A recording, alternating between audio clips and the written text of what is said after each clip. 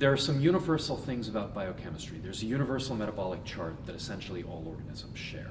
It's big and it's complicated, but it has the simplicity of the citric acid cycle at the center. One of the other universals that you see in all ecosystems, and as far as we can tell, it's been true of life for all time, is that all of our biomass is made from carbon that starts out as CO2. So we take a carbon atom that has two oxygen atoms joined to it by double bonds. We have to get that oxygen off there, and we have to make carbon-carbon bonds before we can build anything else. That's not such a simple process. What we know today is that there are 6 ways living organisms can do this. All 6 of these are known in bacteria. We don't know if there are more ways, but a lot of work has been done, and so far we've only found 6. Now, if fixing carbon, this process of making carbon-carbon bonds, were somewhat simple, you might expect there would be 6 independent discoveries of it that didn't look like each other.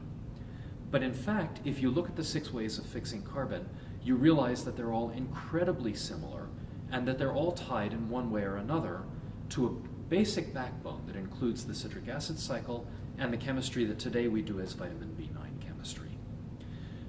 I can make a graph that contains all of the carbon fixation pathways.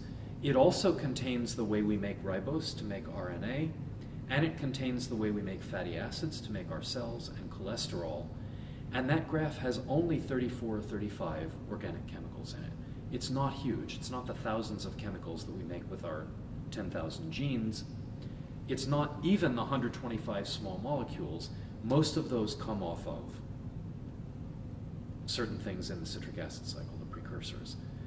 And yet it contains the only variations that have ever been found in how you fix carbon in the biosphere. So that's what this one graph shows. So you can clearly see that the graph contains 2 different parts. There's a kind of a central circular part that looks like wheels within wheels, and then there's another network that kind of hangs off to the side that has one link going to it. The network off to the side is the sugar phosphate network. That's the way we make ribose, glucose, fructose, all of the different sugars that we rely on, and of course ribose goes into RNA. That's also the way plants fix carbon in what's known as the Calvin-Benson cycle. That hangs off of the central wheel part of the graph by a single reaction, which is the reaction that we use to make our basic sugars. So in some sense, it's a separate module that it's easy to believe has a separate origin from the kind of wheel module at the center.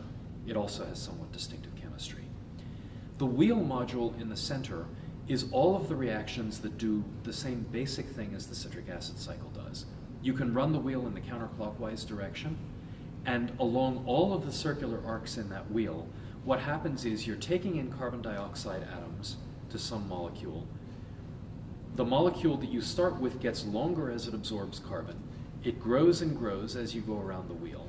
And at some point, it becomes a long molecule that can split into 2 pieces. Both pieces feed back into the wheel, and so you can start the wheel over, but now you're running it twice as fast. This is the property that carbon fixation loops have that will draw all of your carbon from environmental sources into one basic concentrating pathway. And that's the thing that gives the stability of carbon fixation in the biosphere.